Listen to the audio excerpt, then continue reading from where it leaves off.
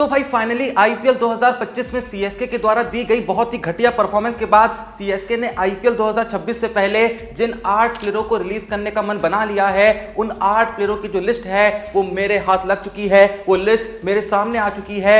ये वो 8 प्लेयर्स हैं जो काफी बड़े नाम थे सीएसके के लिए आईपीएल 2025 में, लेकिन इन 8 ही प्लेयरों ने इतना बुरा हगा कि सीएसके ने आईपीएल 2025 में पहली, दूसरी, तीसरी, चौथी, पांचवी, छठी, सातवीं, आठवीं, नवी नहीं बल्कि 10वीं यानी लास्ट पोजीशन पे फिनिश करा था। अब करने को सीएसके इन 8 प्लेयरों के अलावा और भी प्लेयर्स को रिलीज करने को देख सकती है, लेकिन इस वीडियो में हम उन 8 प्लेयरों पे नजर डालने वाले हैं जो कि बड़े नाम हैं, जिन पे आईपीएल 2025 से पहले एक अच्छी खासी रकम खर्च करी गई थी, लेकिन जैसा मैंने कहा कि इन्होंने भाई अपनी इन्वेस्टमेंट पे बिल्कुल भी रिटर्न नहीं दिया। इन्होंने आईपीएल 2025 में इतना बुरा हगा कि हर किसी को सीएसके से उम्मीद खत्म सी हो गई। तो अब जल्दी से अगर नजर डालें उन 8 प्लेयरों पे, सबसे पहला नाम यहां पर देखने को मिलता है राहुल त्रिपाठी का, जिनसे आईपीएल 2025 में सीएसके को काफी उम्मीद थी कि भाई एकदम निडर होकर खेलते हैं, फीयरलेस क्रिकेट खेलते हैं, अगर ओपनिंग करेंगे तो चौके छक्कों की बरसात कर देंगे।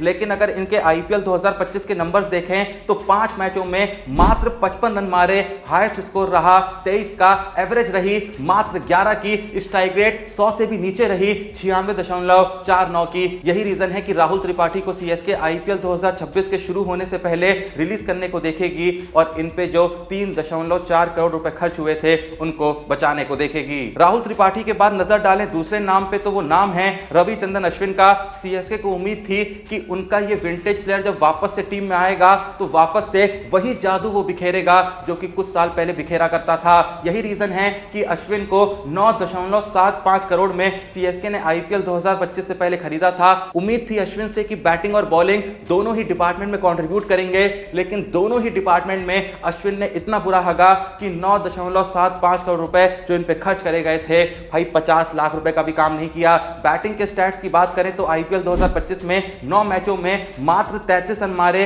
हाईएस्ट स्कोर 13 का रहा, एवरेज 8.25 की रही और स्ट्राइक रेट 110 की रही। वहीं अगर बॉलिंग की बात करें तो यहां पर भैया अश्विन ने 9 मैचों में 31 ओवर डाले थे, 283 रन दिए थे। इन 9 मैचों में मात्र 7 विकेट लिए थे। बॉलिंग एवरेज बहुत ही घटिया रही थी 40.43 की। और अश्विन जो बाकी सीजन्स में भले ही विकेट कम लेते थे लेकिन कम से कम इकोनॉमिकल स्पेल डाला करते थे, लेकिन इस सीजन में उनसे वो भी नहीं हुआ। इकोनॉमी 9.13 की रही। यही रीजन है कि अश्विन को भी सीएसके रिलीज करने को देखेगी और उन पे जो 9.75 करोड़ रुपए खर्च हुए थे उनको सेव करने को देखेगी। अश्विन के बाद यहां पर तीसरा नाम सामने आ रहा है जेमी ओवर्टन का, जिनको सीएसके ने बहुत खिलाया तो नहीं, लेकिन जितना खिलाया उतना खेल देख के यही लगा कि जेमी ओवर्टन किसी काम के नहीं है। 1.5 करोड़ में इनको खरीदा था। इनके बॉलिंग स्टैट्स की बात करें तो 3 मैचों में 6 ओवर डाले, 83 रन दिए, लेकिन एक भी विकेट नहीं मिला। इकोनॉमी एकदम घटिया रही 13.83 की। वहीं अगर बैटिंग की बात करें तो ज्यादा बैटिंग करने का मौका नहीं मिला।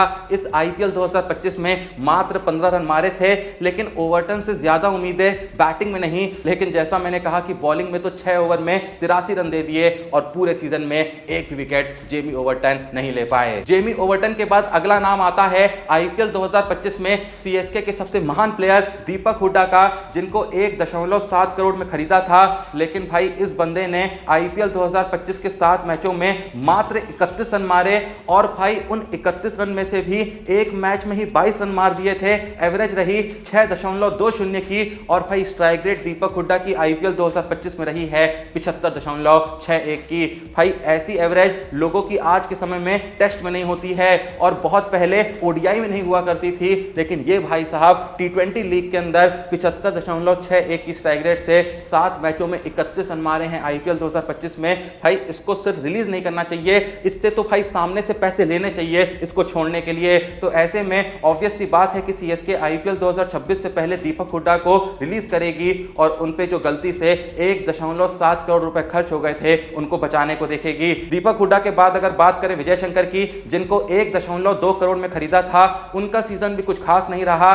बैटिंग में थोड़े बहुत नंबर जरूर देखने को मिलते हैं कि 6 मैचों में 118 रन बनाए हैं, लेकिन भाई यहां पर मैं बता दूं कि ये जो 6 मैचों में विजय शंकर ने 118 रन बनाए भी हैं, इन 118 रनों में से 69 रन तो उन्होंने एक ही मैच में मार दिए थे नॉट आउट, लेकिन स्ट्राइक रेट इनकी भाई इतनी वाहियात रही 129 29.67 की इनके जो रन आए मोस्ट ऑफ द मैचेस में उस सिचुएशन में आए जहां पर मैच पूरे तरीके से जा चुका था, वरना इन्होंने भी हर मैच में सीएसके के लिए ऐसी पारी खेली जो सीएसके के जीत में तो काम नहीं आई लेकिन सामने वाली टीम को बहुत फायदा दे गई। खैर विजय शंकर के बाद अगर नजर डालें अगले प्लेयर पे तो यहां पर नाम देखने को मिल रहा है डिवॉन कॉनवे का। वो डिवॉन कॉनवे जो 61 सीजन तक सीएसके के लिए one of the best opener रहे थे।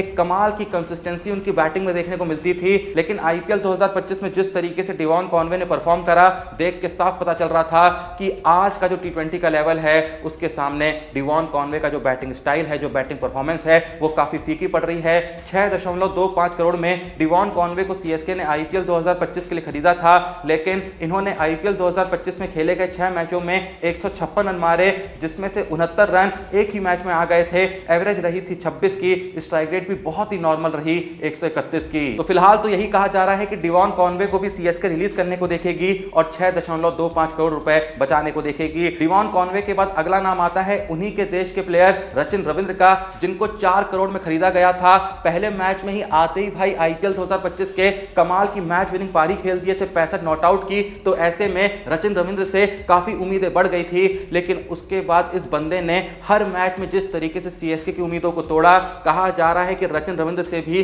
सीएसके वाले पीछा छुड़ाने को देखेंगे। मैं बता दूं कि आईपीएल 2025 में रचिन रविंद्र ने 8 मैचों में 191 रन मारे, एवरेज 27 की रही, लेकिन स्ट्राइक रेट भाई एकदम घटिया रही, मात्र 128 की। जहां भाई बेकार से बेकार एकदम फुद्दू से फुद्दू बैट्समैन जो है वो भी आईपीएल 2025 में 150 160 की स्ट्राइक रेट से खेल रहा था, वहीं रचिन रविंद्र मात्र 128 की स्ट्राइक रेट से खेल रहे थे। तो ऐसे में रचिन रविंद्र भी रिलीज हो सकते हैं और सीएसके 4 करोड़ की रकम को किसी अच्छे प्लेयर पे इन्वेस्ट कर सकती है। अगला नाम आता है और लास्ट नाम है सैम करन का, जिनको 2.4 करोड़ में खरीदा था। उम्मीद थी कि बैटिंग और बॉलिंग दोनों में ही कुछ कमाल करके दिखाएंगे, लेकिन बैटिंग की बात करें तो 5 मैचों में 114 रन मारे और इन 114 रन में से 88 रन तो एक ही मैच में मार रखे हैं। एवरेज 22 की रही, स्ट्राइक रेट कुछ 135 की रही। वहीं अगर बॉलिंग की बात करें तो भैया 5 मैचों में 12 ओवर डाले, रन दिए 133, इकोनॉमी रही 11 की और भाई 133 रन देने के बाद विकेट लिया मात्र 1। तो ये हैं वो 8 बड़े नाम जिनको सीएसके सबसे पहले रिलीज करने को देख रही है।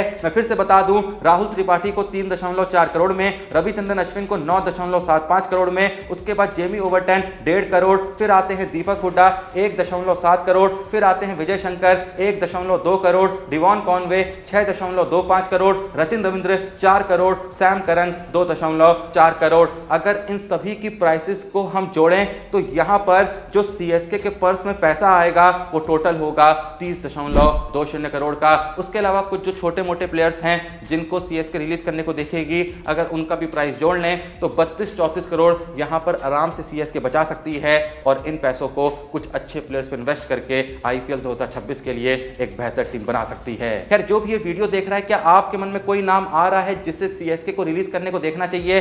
क्या पथिराना को भी यहां पर रिलीज करने के बारे में सीएसके को सोचना चाहिए, या फिर जडेजा पे भी एक अच्छी खासी रकम खर्च हुई है, क्या वो सीएसके को अपने पे करी गई इन्वेस्टमेंट पे एक अच्छा रिटर्न दे पा रहे हैं, या फिर सीएसके को जडेजा से भी पीछा छुटाने को देखना चाहिए और उन पे भी जो लगभग 18 करोड़ रुपए खर्च हुए हैं उससे बचा के किसी अच्छे प्लेयर पे इन्वेस्ट करने को देखना चाहिए? अगर आपके मन में कोई ऐसा नाम आ रहा है जो कि इस लिस्ट का हिस्सा नहीं था तो वो नाम कमेंट सेक्शन में जरूर बताना। वीडियो को लाइक करना, चैनल को सब्सक्राइब करना। मिलते हैं नेक्स्ट वीडियो में, तब तक के लिए जय हिंद, धन्यवाद।